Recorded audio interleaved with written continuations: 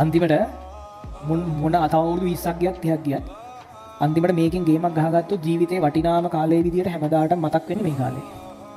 හරිද? ඒ කියන්නේ දැන් මගේ ජීවිතේ ටර්නින් පොයින්ට් එක ගත්තොත් මගේ ජීවිතේ ටර්නින් පොයින්ට් එක පන්ති කරන්න පටන් ගත්ත එක නෙමෙයි. පන්ති කරන්න වෙන්නේ නැහැ A level කරේ නැත්තම්.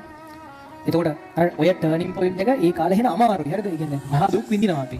අනිත් ඒවා හොඳට ඉන්නවා. දැන් ගෙදර අම්මලා තාත්තලා නිදිය ගන්නවා අපිත් ඇහැරලා ඉන්නවා. අර වෙන මිනිස්සු හොඳට ඉන්නවා අපි විසින් දුක් විඳිනවා ඒ කාලේ.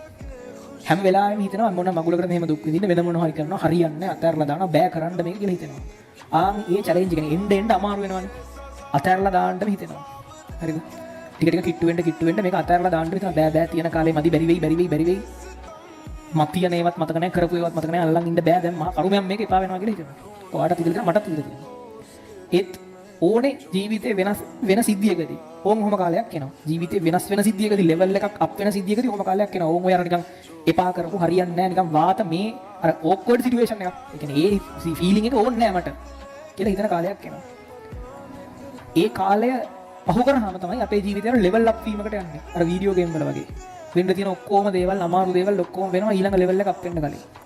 අන්තිම හරියේ මිෂන් එක ඉවර වෙන්න කලින් තියෙන කෑල්ල තමයි ඔක්කොම කරදර ටික වෙන්නේ. අන්තිම හරියේ. හරි ඒ වගේ තමයි. මේකත් ඔයාගේ ජීවිතේ level up වෙන තැන. මේක කරගත්තාම එකක් ඔය ආරක්ෂිතයි. ඒ කියන්නේ තව දෙයකට ඔළුව දාන්න පුළුවන්. කරලා බලන්න පුළුවන්. යම් මේ වගේ දෙයක් ආරක්ෂිත වෙනවා කියන්නේ වෙනම feeling එකක්. අලුත් දෙයක් try කරලා බලන්න පුළුවන්. මොකක් කරලා බලන්න පුළුවන්. අලුත් දෙයක් නිකන් වැරදුනත් අවුලක් නැහැ ඉතින් මට. යම් ආරක්ෂිත මට්ටමක් තියෙනවනේ කියලා හිතෙනවා.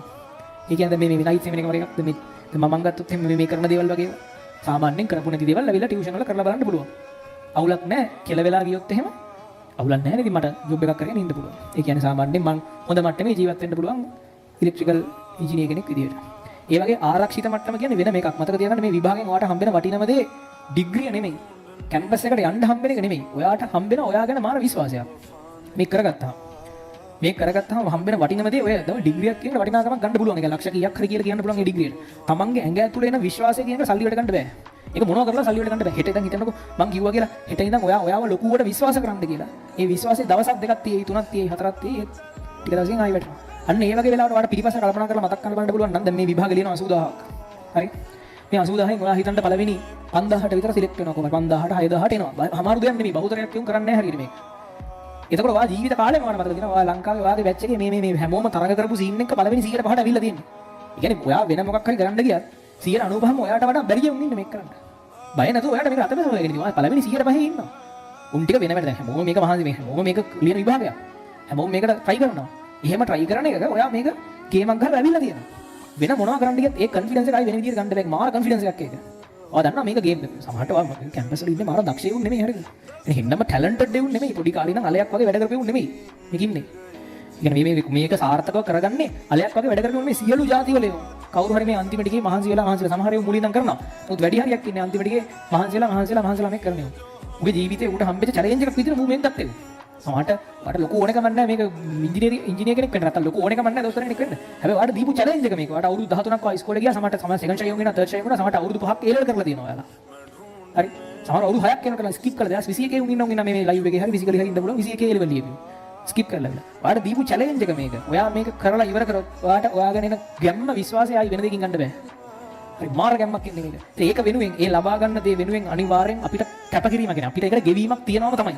කිසිම දෙයක් ගෙවීමක් නැතුව ගන්න බෑ. ඒකේ ගෙවීම සමහරට නිදි මරණ වැයවල් වෙන්න පුළුවන්. කට් කරගන්න ආතල් ටිකක් වෙන්න පුළුවන්. මිස් කරගන්න ට්‍රිප් ටිකක් වෙන්න පුළුවන්. මිස් කරගන්න ආතල් එකේ ඉන්න පුළුවන් වෙලාවට ටීවී සීරීස් එකක් බලන්න පුළුවන් වෙලාවට ඒ ටික වෙන්න පුළුවන්. අනිත් ඒවා නිදිය ගන්න හොඳ සැපේ වැස්ස දවසට නිදිය ගන්න වෙලාවට තනියෙන් ඇහැරිලා කිසිම තේරුමක් නැති තමයි සමහරට එක්තරම කැමති නැති රෙද්දක් පාඩම් කරන එක වෙන්න පුළුවන්. එක එක જાති වල කැපකිරීම තියෙනවා.